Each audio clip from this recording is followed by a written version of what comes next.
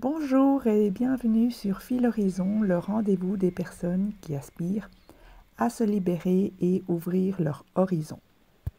Suite à mes 2 derniers podcasts qui parlent de synchronicité importante dans ma vie, aujourd'hui j'aborde les travaux de Romuald Le Terrier. Je vous mettrai un lien dans la description et aussi vers une vidéo introductive de son travail.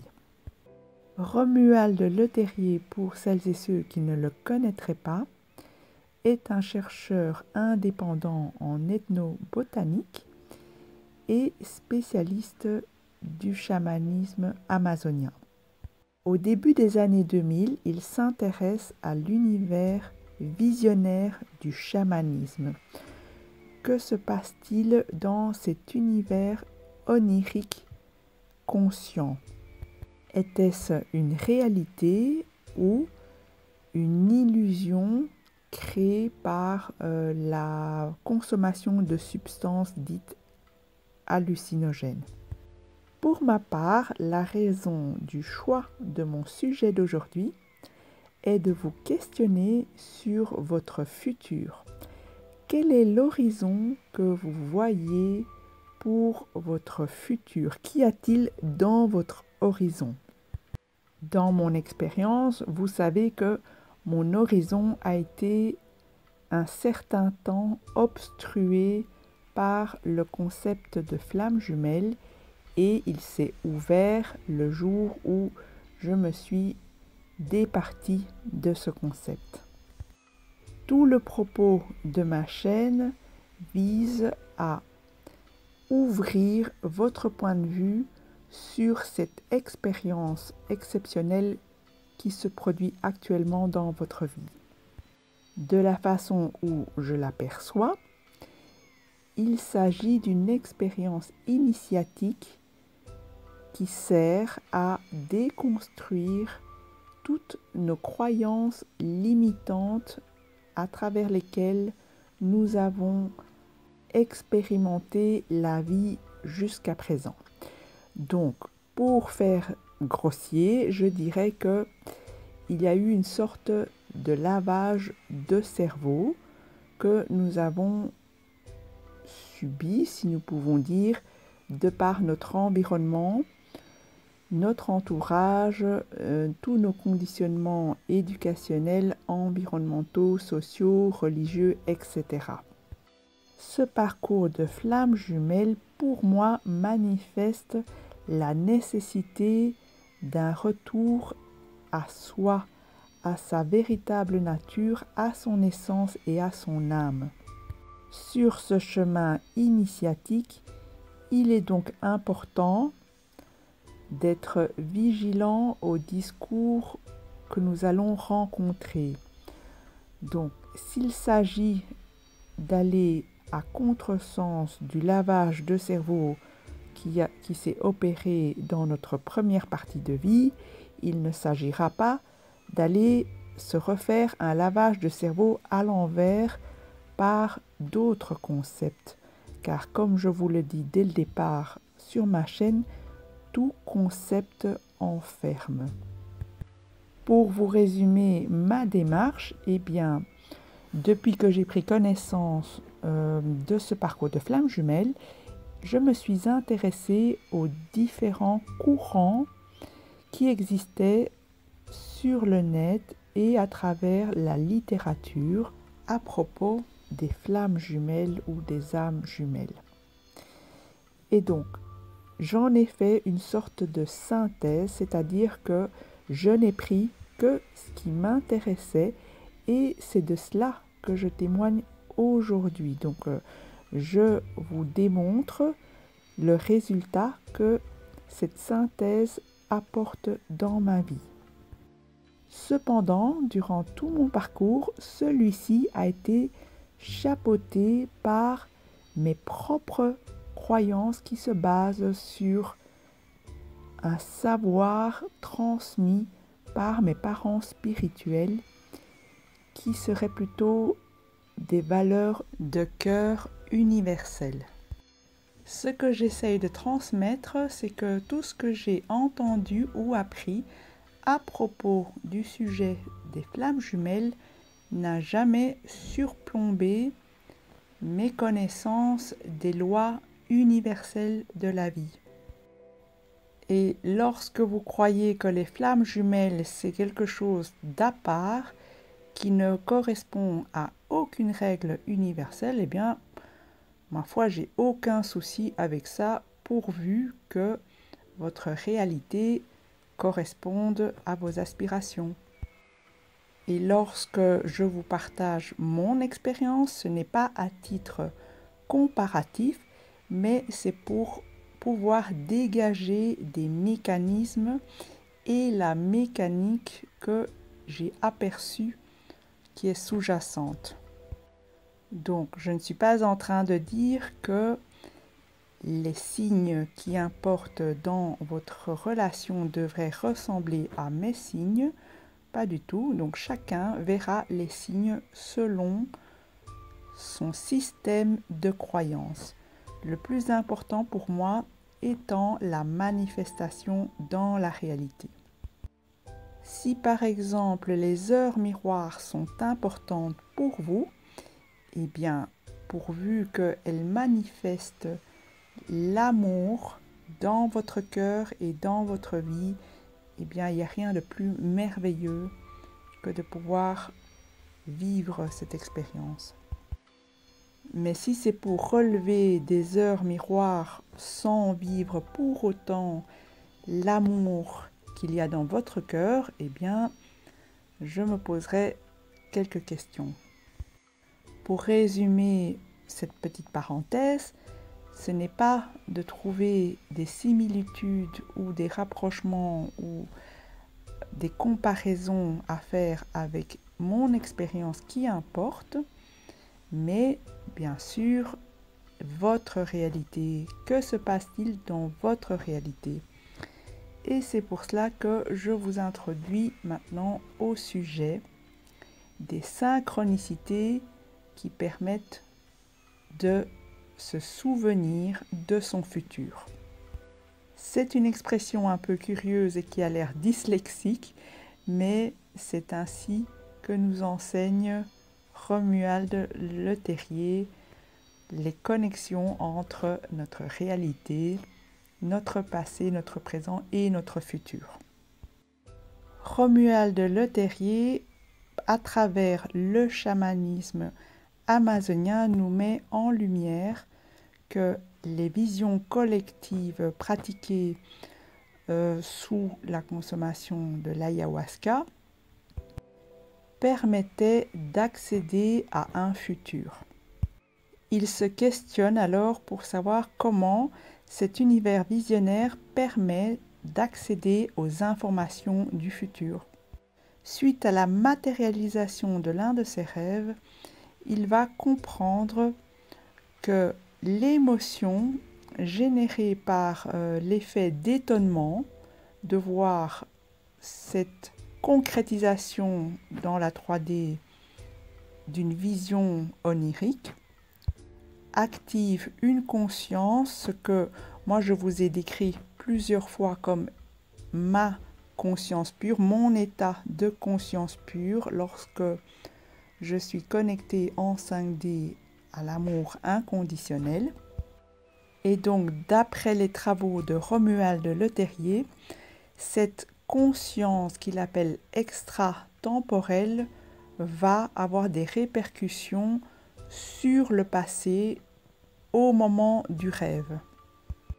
Bon, ceci peut être très compliqué à appréhender, mais je vous mettrai donc le lien d'une vidéo et je vous invite vraiment à aller vous enrichir de tout ce travail qu'a établi Romuald Le Terrier.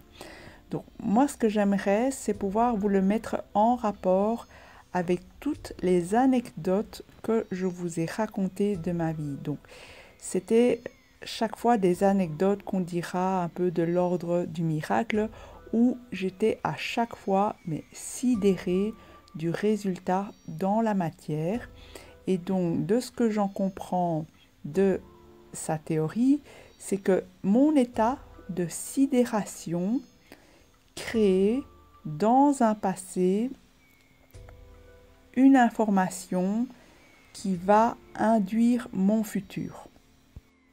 Personnellement, je l'ai compris de manière plus simple, qui est que l'émotion que je ressens me place en contact avec la matérialisation de mon souhait.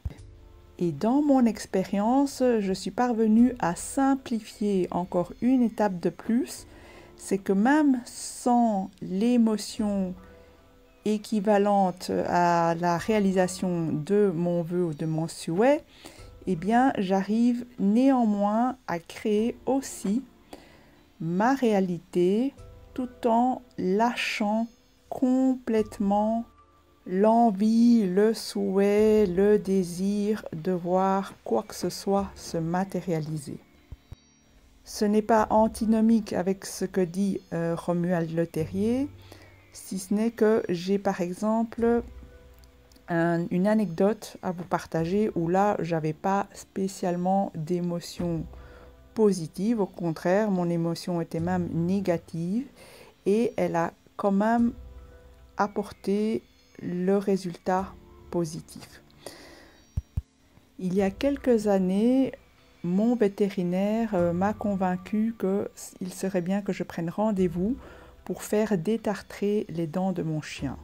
Et donc, comme je suis relativement naïve, je me dis, bon, ok, on prend rendez-vous pour le détartrage. Le jour arrive, tout se produit très bien et il me réclame 149 €.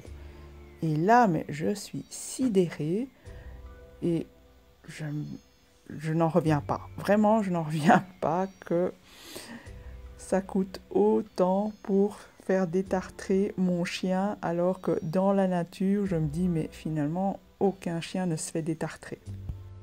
Dans cette anecdote, il n'y a pas vraiment de dommages, si ce n'est que, bon, ça fait quand même un peu mal à ma bourse et cela me met dans un mauvais état toute la journée. Je rumine, je ne comprends pas comment tout cela ait pu se produire dans ma réalité et cela me met dans un état pas terrible durant toute cette journée-là. Vers 17 h, je me sens appelée. J'ai absolument besoin de sortir pour me procurer un livre. Je vais à la librairie la plus proche de chez moi et ce livre ne s'y trouve pas. En revanche, sur le chemin du retour de chez moi, je vois par terre un billet de 50 €. Et donc, bon, enfin, de loin, ça ressemble à un billet de 50 €. Je m'étonne. Et je le ramasse. Et ce billet, il était tellement frais, donc quelqu'un venait certainement de l'abandonner là, que lorsque je l'ai palpé, eh bien, il y en avait 3. Il y avait 3 billets de 50 € complètement collés les uns aux autres. Ils étaient tout neufs, tout frais. Et donc voilà comment j'ai récupéré mes 149 €. Bien sûr, l'univers n'avait pas de monnaie et donc c'était sous la forme de 3 billets de 50. Donc ici, il n'y avait pas l'émotion positive qu'on nous invite bien souvent à pratiquer, par exemple dans la loi de l'attraction. En revanche, il y avait bien l'effet positif à la découverte des 150 € par terre, tel que le décrit les travaux de Romuald Le Terrier.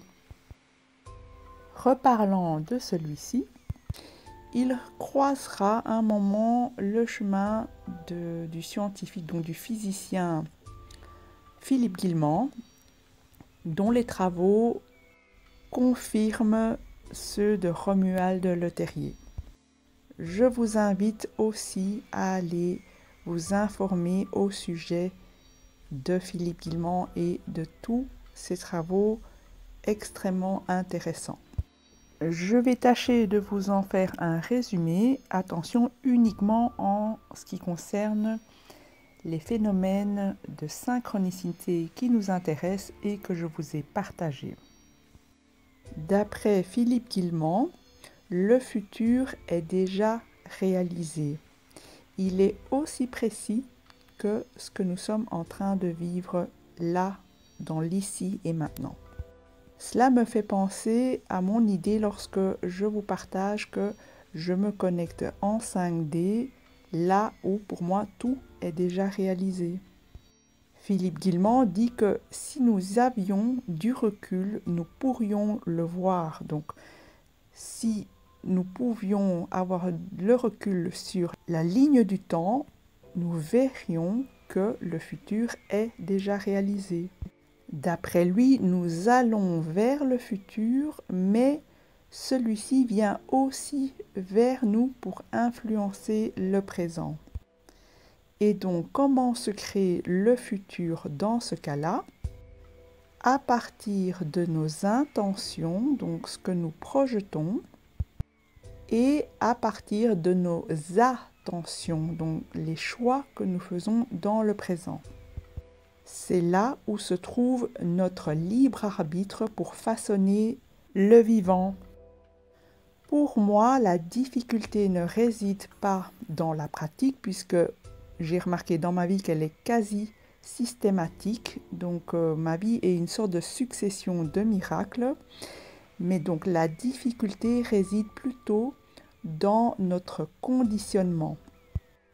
Or, Philippe Guillemant nous enseigne que la physique démontre qu'il n'y a aucune source de conditionnement qui nous empêcherait de choisir entre plusieurs chemins, mais notre propre déterminisme à être enfermé dans des choix qui, eux, sont conditionnés.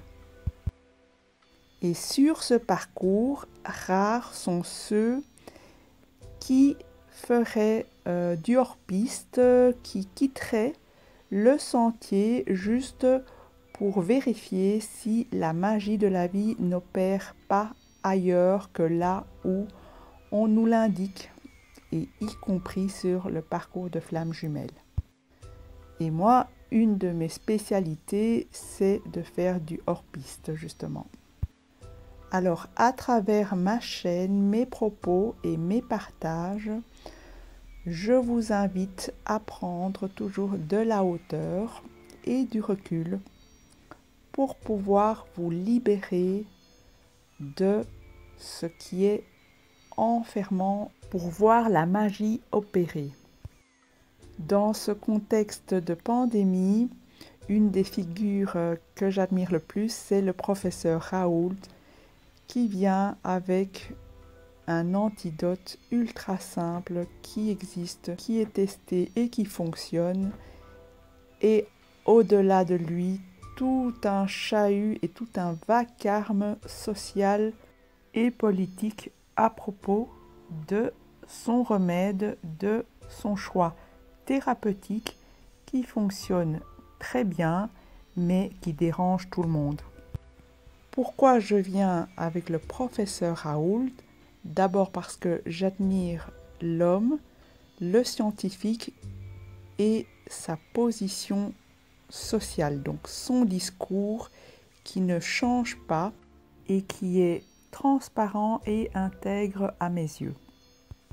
Aussi j'en parle parce que je ne peux pas ne pas mettre notre réalité individuelle à tous en rapport avec la réalité collective. Si j'aborde le sujet de comment créer notre futur à travers la compréhension des synchronicités et dont toutes les flammes jumelles connaissent parfaitement, eh bien c'est aussi pour vous inviter à créer ce futur auquel nous rêvons tous. Et lorsque nous comprenons à travers les travaux de Romuald Le Terrier que les rêves et les visions ont un pouvoir certain sur le futur, eh bien, posez-vous quelques instants avec moi et réfléchissons à ce que nous aspirons dans notre vie de famille, notre vie affective, notre mission de vie. Que voulons-nous pour la planète en tant que flamme jumelle? un peu à la façon du professeur Raoult, en commençant par le remède le plus simple et non pas le plus complexe, c'est-à-dire commencer par créer votre réalité. Une fois que vous verrez l'ensemble et donc le fait que votre rôle est bien plus vaste que de vous réunir à votre autre, eh bien cette réunion vous semblera totalement inscrite dans tout l'ensemble de cette aspiration. En tout cas, c'est comme cela que je l'ai expérimenté. À partir d'un certain moment, j'ai vu la mission de mon jumeau et moi, et je n'ai plus focalisé que là-dessus, de telle sorte que notre réunion n'était qu'un passage obligé vers cette mission. Ensuite, si vous comprenez les travaux de Philippe Guillemant, il n'y a rien, aucun conditionnement qui nous empêche de choisir une réalité ou une autre, mais justement nos choix qui sont conditionnés et donc toujours les mêmes, qui nous conduisent toujours au même résultat. Je vous invite alors à prendre un peu de recul et de hauteur par rapport à ce parcours de flammes jumelles. Et cela uniquement dans le but de vous accompagner vers l'amour, tout l'amour véritable qu'il y a au fond de vous et qu'il vous remplisse, qu'il atteigne votre autre et votre famille, ainsi que tout votre entourage et la planète entière, le monde entier et tout l'univers. Je reste disponible sur filhorizon@gmail.com pour obtenir plus d'informations concernant ce qui permettra de manifester l'amour dans votre vie. J'espère que vous avez apprécié ce podcast. Si c'est le cas, merci de le liker, de le partager ou de vous abonner si ce n'est pas encore fait pour être averti de mes prochains podcasts. Et aussi parce que cela me fait plaisir et me motive à continuer.